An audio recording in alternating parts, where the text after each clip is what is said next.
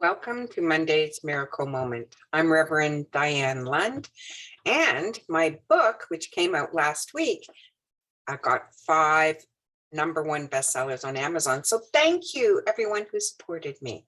And now for this week's card, let's bring it up. I'm going to share my screen. Here's the card. And it says, "The way is not hard, but it is different." Very short. One more time. The way is not hard, but it is different. And so this is really, speaking about the course overall. The concepts of the course actually are fairly simple concepts. It's asking you to drop the fear and go with the love. That sounds easy enough, doesn't it? I mean, just stop going to fearful places in your thinking and start to come from loving places. But the reason it is hard, or we say, oh, but it's so hard, is because we've been brought up through our culture and kind of a diet of thinking from fear. If you watch the daily news, it's, it might as well be called the daily fear report because it's everything that went bad. And so when we look at it, it builds that type of thinking. Oh, this could go bad, or that could go bad, or this go bad, or that could go bad. And we start to build that kind of the mind is seeking for what can go bad rather than what can go right. So it really does take practice because we're kind of in a big soup of fear, especially during COVID.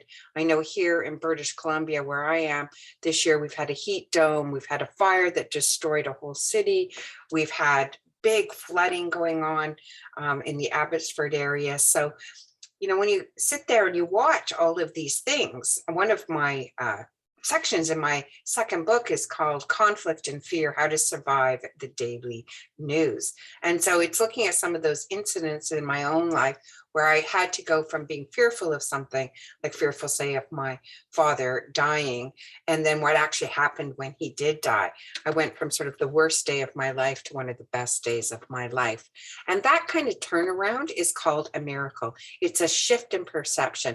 It's when we're thinking from fear and now we're thinking from love. So the way isn't necessarily hard, but it's different. It's different because it's not what you're used to.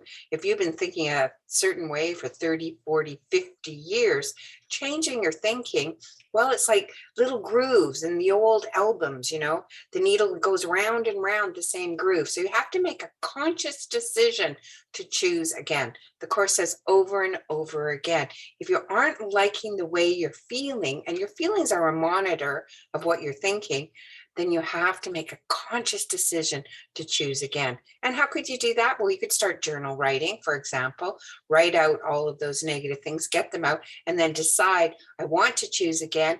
And how could you choose again? Write that out.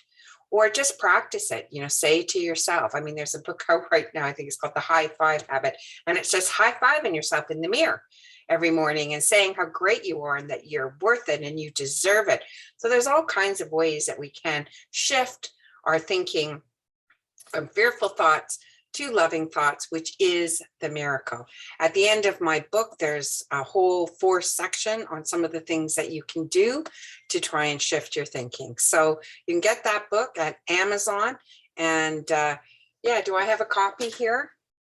I don't know if it will show because of my background, but here's the copy of my book. So turn your world upside down to get your life right side up. Thank you, everyone who purchased it. I really, really appreciate it. And really, the world is turned upside down right now. So now's a good time to change your mind, change your thinking, and get a loving energy working at the center of your life. Thanks for joining me, and I will see you next week. Bye for now. Leave me a comment. I'd love to hear from you. Bye.